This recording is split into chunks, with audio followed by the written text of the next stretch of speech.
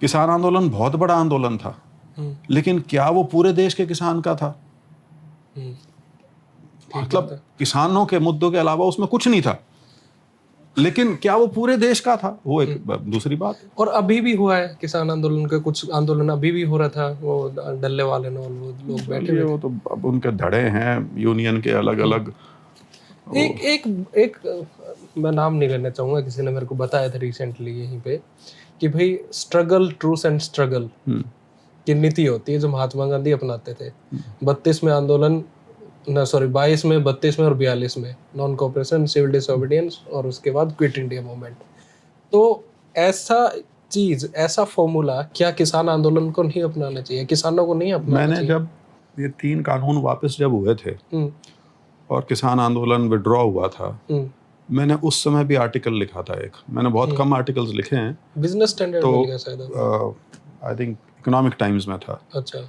और मैंने एग्जैक्टली ये हमारे प्रोफेसर ही होते थे, प्रोफेसर बिपिन चंद्रा, उनकी जो किताब है जो उन्होंने मृदुला मुखर्जी और आदित्य मुखर्जी के साथ लिखी है, उसमें ये फ्रेज इस्तेमाल किया था, जिसकी एक्चुअल उत्पत्ति शायद अंतोनियो ग्राम्स्की जो है, ग्राम्सी, उनके वहाँ से है कि, और वो खास तौर पे एप्लीकेबल थी पूरी गांधीयन मूवमेंट पे,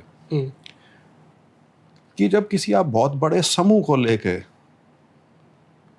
एक बहुत हाई पिच पे उनको ले जाते हो, जहाँ पे सैक्रिफाइस भी बहुत होता है, वो सैक्रिफाइस आप लगातार बनाए नहीं रख सकते, वो व्यवहारिक नहीं है। तो आप यदि एक लेवल पे जाके सरकार को झुका के, पीट के नहीं, झुका के, सरकार को झुका के अपने लोगों के लिए कुछ ले आते हो कंसेशन, तो उसके बाद उस चीज को कुछ टाइम के लिए ठंडा कर देना चाहिए ताकि लोग भी सांस ले लें। ठीक बात है। Capacity to protest and protest vigorously is limited. निरंतर नहीं हो सकता, निरंतर तो सिर्फ काडर कर सकता है जो कमिटेड है।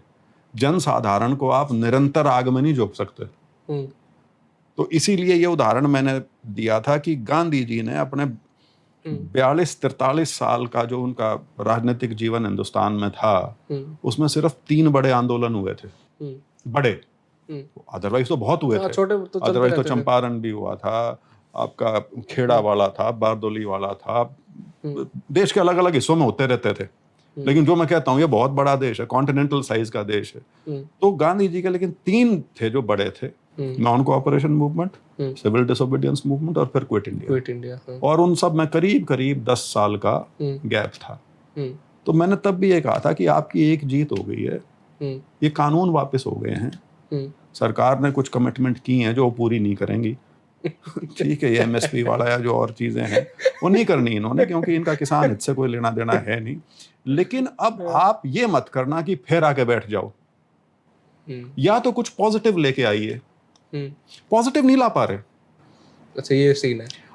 आप मेरे को बताइए, पॉपुलर परसेप्शन की बात करता हूं, अदरवाइज उनका पर्चा पढ़ोगे तो 10 चीज और मिल जाएंगी। एमएसपी के अलावा कुछ है? यही इसी के आसपास है सब कुछ। उसके अलावा उनके पास क्राइसिस एमएसपी का थोड़ी है। क्राइसिस तो एग्रेरियन इकोनॉमी में है।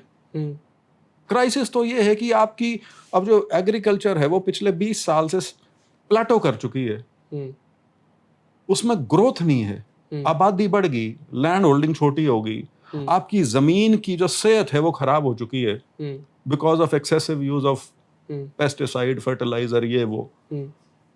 तो स्वामीनाथन कमीशन रिपोर्ट की बात होती है, उसमें बहुत सारी चीजें, उसमें वो एक पार्ट में रिपोर्ट नहीं है, कई पार्ट्स में रिपोर्ट है, बिकॉज इतनी बड़ी रिपोर्ट है। ऑब्वियसली हमने उसमें सिर्फ एमएसपी पकड़ी हुई है। ठीक है, एमएसपी होनी चाहिए, बहुत अच्छी बात है, और वो एमएसपी ही है जिसकी वजह से ये एग्रेरियन रेवोल्यूशन इस बेल्ट में हो पाई। लेकिन उसके आगे भी तो बढ़ो भाई।